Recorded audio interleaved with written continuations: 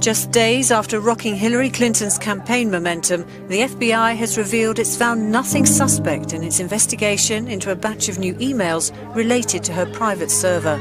Officially, it said the probe was now over.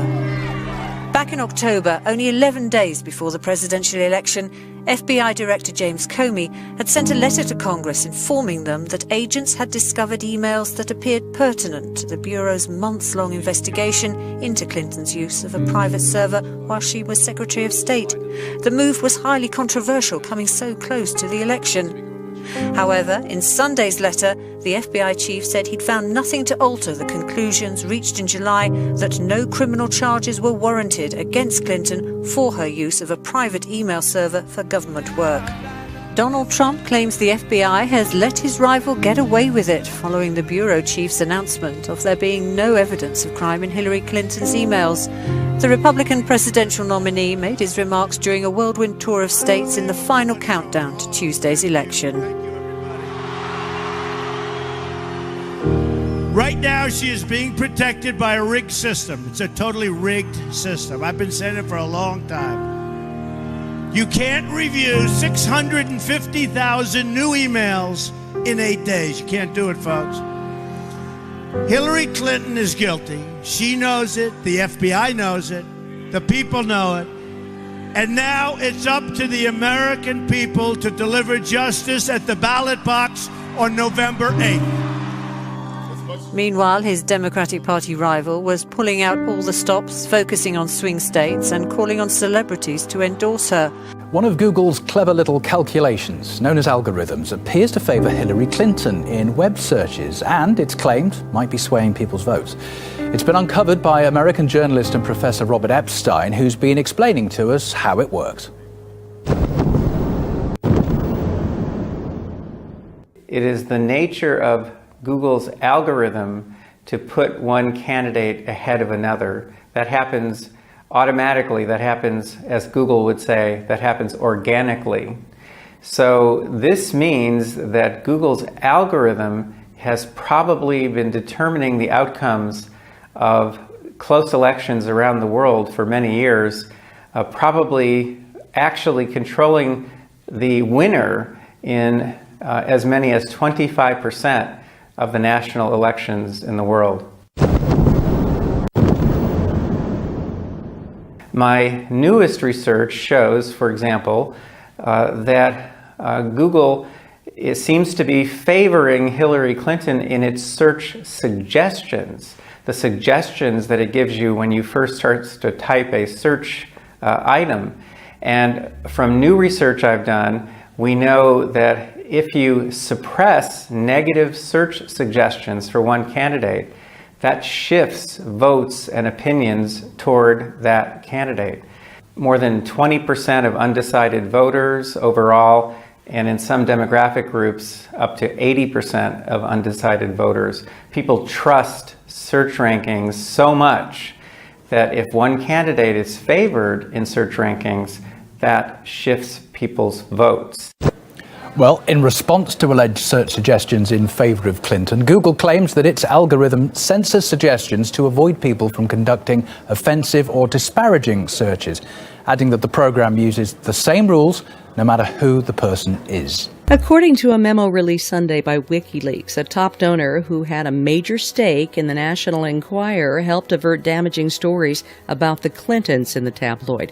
The donor, hedge fund billionaire Mark Lasry, has been helpful on a number of fronts, according to the memo, which was written by longtime Clinton aide Doug Band in November of 2011, including killing potential unfavorable stories in the Enquirer. At the time the memo was written, Lasry's hedge fund, Avenue Capital Group, owned some of the $513 million in debt accrued by the Enquirer's publisher, American Media Incorporated. President Obama nominated U.S. Appeals Court Judge Merrick Garland on March 16th to replace long-serving conservative Justice Antonin Scalia. The Republican-led Senate has refused to consider the nomination, saying the winner of the presidential election should make the pick. The Senate's inaction on Garland has made the Supreme Court a potent issue in the election. Scalia's death left the court split with 4 liberals and 4 conservatives. A new Democratic appointment could tilt the court to the left for the first time in decades. I want you to know this. On Saturday, Pope Francis urged world leaders to do more for the refugee crisis and condemned the use of walls to keep refugees out. While Francis didn't mention the upcoming U.S. election or any particular politician or country by name, many are linking his statements to Donald Trump's threats to build a wall along the U.S.-Mexican border. Francis has given his thoughts on Trump in the past. A person who thinks only about building walls, wherever they may be located, and not building bridges, is not a Christian. This is not in the gospel.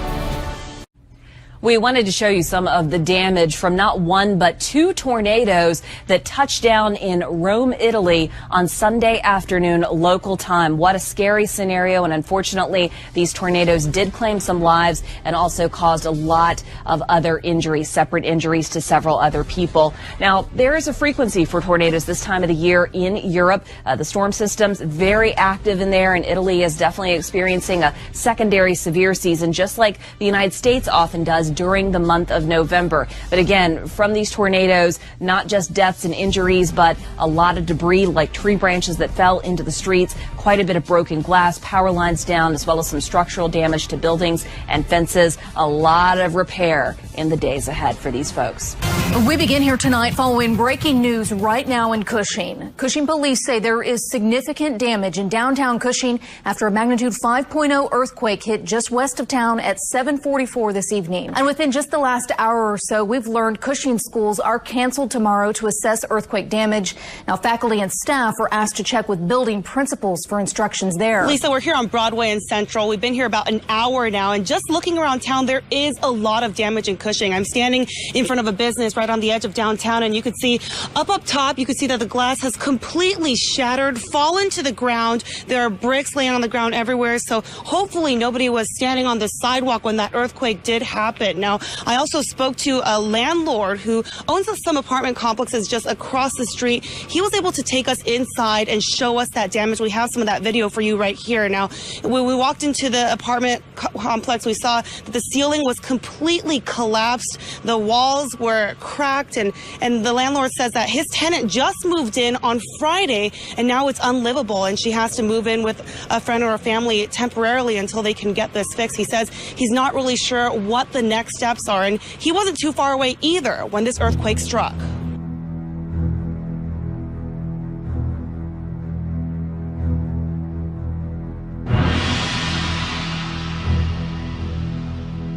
A small earthquake hit the Greeley area this morning in roughly the same spot where another quake occurred in 2014.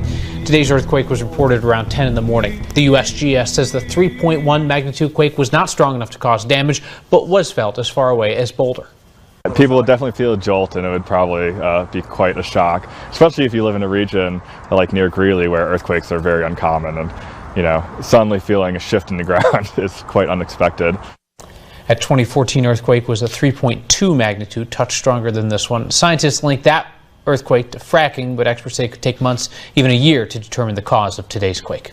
The Great Salt Lake is drying up fast. New photos from NASA's Earth Observatory show the body of water has reached its lowest level on record. The lake is a terminal basin, which means it's the last stop for the water flowing from rivers and streams. And for about 150 years, people have been taking more water out of the lake than what's pouring in.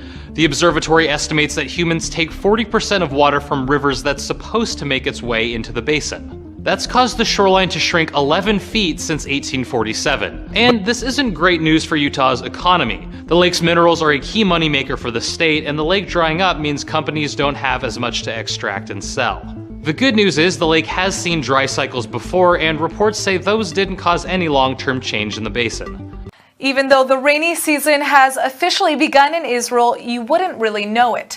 While everyone's enjoying the mostly glorious sunny weather we've been having, the lack of precipitation over the past couple of years is causing big problems at the Sea of Galilee. The sea is dependent on replenishment from the Jordan River, but hydrological experts say its flow last month was the lowest it's been since 1926. That's because the lack of rain has also depleted the streams and nearby springs which feed the Jordan itself. This in turn is causing water levels at the Sea of Galilee to shrink by almost 6 inches in October alone, to nearly 28 inches below the lower red line. That shortage results in rising saline levels, which means less irrigation from local crops. The Water Authority is doing its best to cope by drilling for more groundwater in the region, as well as restricting the amount of water permitted to be pumped into the national carrier. Desalinated seawater is being used as a substitute whenever possible, and there are plans to open another treatment plant in the Western Galilee. And in attempts to lower the high salinity rates, they're going to funnel salt water from one of the sea's tributaries to the saltwater carrier. But perhaps best of all, everyone's also just praying for rain. Clogged in smog. As leaders and experts prepare to meet at the COP22 climate conference, protesters have been out in force in New Delhi to highlight the city's soaring air pollution. The government's closed all schools, halted construction and ordered all roads to be doused with water in a bid to settle down dust. I've been a citizen of Delhi for 30 years. Never have I felt this way. Especially you're on the ground level, it's better. You go up to a third story, fourth story roof, you have to take 3 steps backwards. The public needs to be aware that our children are suffering. We're all suffering. Our children can't go out there, climb trees. We make large parks for the children to play in our schools, but we can't send them out. We have red days. The children are locked behind doors, prisoners behind their masks. The Indian capital is one of the world's dirtiest cities. On Saturday, it saw levels of tiny particulate matter that can clog lungs soar to over 900 micrograms per cubic metre.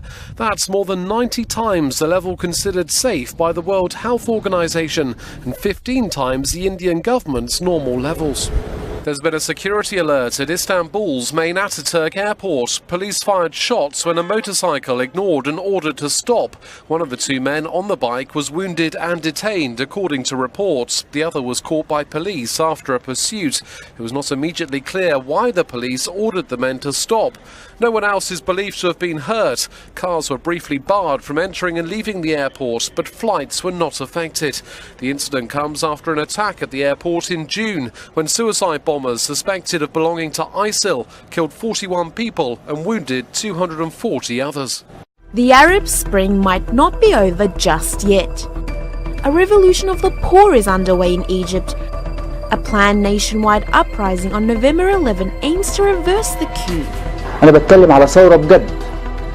Activist Yasser Al-Amda releases online videos calling for a revolt against the regime on November 11. دعوة للشعب كله بكل طوائفه تنزل بعيدا عن كل الايديولوجيات وبعيدا عن كل الفصائل السياسية. Soaring prices and the recent shortage of basic goods have taken a toll on Egyptians.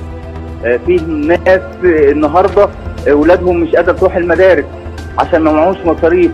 في ناس للأسف قربت تموت من الجوع وقربت تموت من القهر لما أب يشوف ابنه مريض قدامه ما يعرفش حتى يوديه المستشفى يجيب له علاج.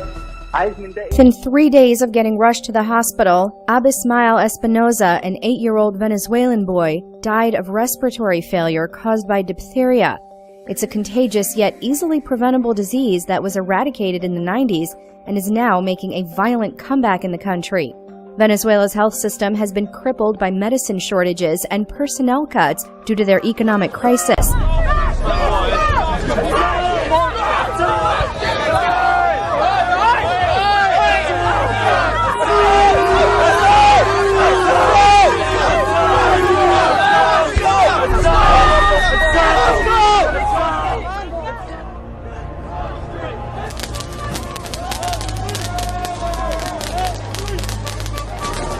Government that don't care about its people. Donald Trump and Melania asking every American to pray for a miracle. Paris Swade at Liberty Writers reports that the Republican presidential nominee Donald Trump sat down in an interview with CBN News. They discussed political strategies, the Supreme Court, and as well prayer. Trump then said he needed some guidance. The journalist in the interview asked him what he needed to pray for. Take a look. What do you need prayer for? Well, we always say health. Health is the most important, because if you have health, you could keep going, keep fighting. I would say I would like them to pray for guidance and to pray for our country, because we need prayer now almost more than we've ever needed it before. Tonight, a simple Facebook post turned into an outpouring of support for a local veteran. Bruce Sturm originally put an ad on Facebook offering to pay someone to help clean up his yard. The response he got is truly amazing. And every once in a while I'd tear up and just reading the posts. Bruce Sturm served in the Army for 14 years. He says that took a toll on his body. Sturm also recently had spinal surgery. He put up an ad on Facebook offering $50 for help cleaning up his yard. Instead, he got about a dozen people offering their help for free. All of a sudden, people just started volunteering to come over and help, and I'm like, it was just flabbergasted, basically. I'm not sure that I was looking for anything, it just caught my eye. Debbie Rittner helps schedule a time to do the yard work. She says sometimes pride prevents veterans from getting the help they need. Veterans just don't reach out, and so we don't know that a veteran needs help. Becky Johns is part of a military family. She says she volunteered because she knows how important it is to help those who've served. It's very humbling, very, very humbling. Jacob Adams says he knows how hard it can be for veterans to reach out, so he decided to pick up a broom and help. It took a heck of a lot for him to ask. We don't like asking for help. Adams is a local veteran. He says he feels like he's just helping family. He served and I served, and any veteran that needs help, if I can do it, I'll help them. Sturm says there's plenty of other veterans who also need assistance, some more than others. It's a big problem with veterans. It's 22 veterans a day commit suicide because they don't know where to get help, or they just can't. Sturm urges other people to get the help they need. There's a lot of good people out there still, and it just takes a little bit. Just say hi to people, talk to them. And we didn't know any of these people until this week, and I made a lot of new friends today. Lending a hand to a man who once served our country.